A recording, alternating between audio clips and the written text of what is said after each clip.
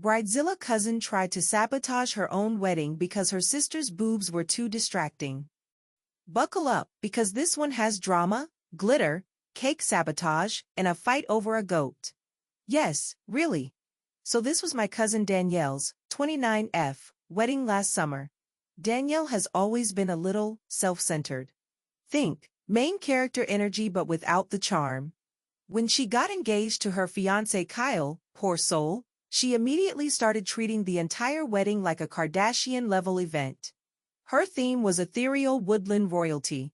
No one knew what that meant. There were mood boards. There were crown fittings. There was a harpist hired just to rehearse in the background while guests arrived. She asked her older sister Melanie, 31F, maid of honor, to wear a dusty lilac gown that honestly looked amazing. But here's the issue. Melanie is very busty, and apparently, that was a problem. 2 weeks before the wedding, Danielle pulled Melanie aside and said, and I quote, "I'm worried your chest is going to take attention away from me. Maybe we can flatten things a bit with, like, binding." She wanted her own sister to bind her chest so Danielle could be the only one radiating femininity. Melanie laughed in her face and said no. Danielle cried, accused her sister of sabotaging her moment. Now for the real chaos. The wedding day. The florist delivers the wrong bouquet order. Instead of wildflowers and lavender, Danielle gets tropical birds of paradise and one random pineapple. Danielle freaks out, throws the bouquet into the koi pond at the venue, then demands the florist make a new one on site using local plants. We're in rural New Jersey. They gave her ferns and some daffodils they pulled from a neighbor's garden.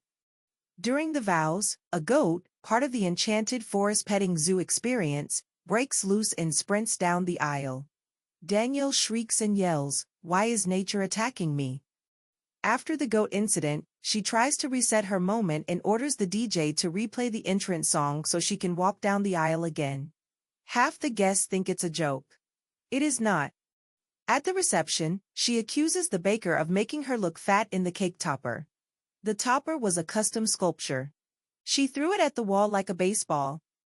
Bonus chaos, she banned her uncle mid-reception because his girlfriend wore emerald green and she insisted green was not aligned with the moon phase. After all that, Danielle actually posted on Facebook the next day. Everything went perfectly. Couldn't have asked for a more controlled, peaceful day. Every comment from family is just heart emojis. No one wants to poke the dragon. Update, her fairytale marriage lasted 43 days. Well, the marriage ended faster than it took her to plan the harpist prelude playlist. Let me walk you through the glorious disaster that was the marriage of Danielle and Kyle. The honeymoon from hell. They went to Iceland because Danielle read an article about how cold climates make couples bond faster. Day 2 in, Kyle posts a story of them eating hot dogs at a roadside stand. Danielle loses it because she told him their couple brand was elevated cottagecore and gas station meat was off-brand. She reportedly made him delete his entire Instagram. Week 2. She starts sending family a 12-slide marriage update email with headings like emotional alignment progress and household harmony metrics. Slide 6 was just a chart comparing their love languages. Kyle's was physical touch. Danielle rated that one a low priority. Week 3.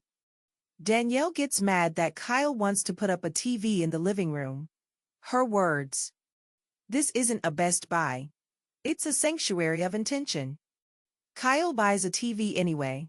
Danielle covers it with a linen shroud and hangs eucalyptus over it to reclaim the space spiritually. Week 4. They get into a massive fight when Kyle suggests cooking pasta instead of ordering from a vegan meal delivery service she'd signed up for, without telling him. She accused him of digestive betrayal. Day 43. The final straw. Danielle found out Kyle's mom tagged them in a group photo where Danielle was wearing flip-flops. She said it violated her digital image guidelines and that she couldn't build a life with someone whose family didn't curate her brand responsibly. They had a fight so loud the neighbor called the building manager. Danielle moved out that night and posted a soft rebrand carousel on Instagram titled, "She leaves the castle, but keeps the crown." She now sells crystal-infused oat milk candles on Etsy and refers to the whole marriage as her introductory season of love. Kyle?